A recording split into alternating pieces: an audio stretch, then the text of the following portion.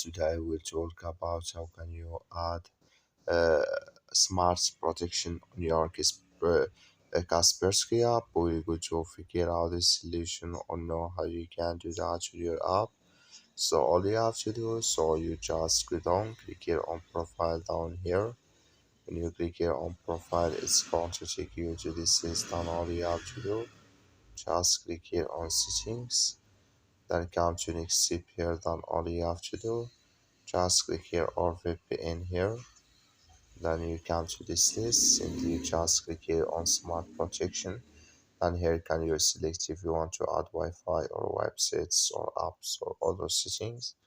Click here on Wi-Fi and you click in this sign. So then you click here on code, then it's going to enable with you here for Wi-Fi. That's all you have to do. Thank you for watching. Don't forget to support us by liking, subscribe.